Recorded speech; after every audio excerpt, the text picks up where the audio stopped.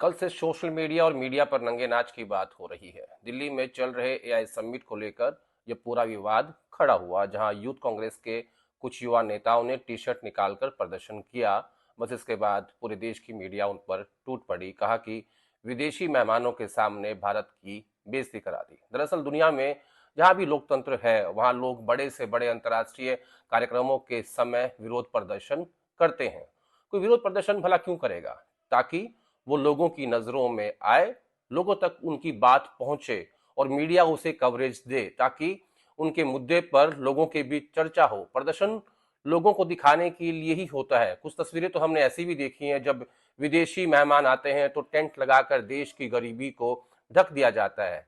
प्रदर्शन लोकतंत्र का गहना है। इस देश के हर नागरिक का अधिकार है कि वो प्रदर्शन करे। डरे और सहमे यूथ कांग्रेस के इन नेताओं को राहुल गांधी ने बुलाकर कह दिया कि डरो मत, मैं तुम्हारे साथ हूं।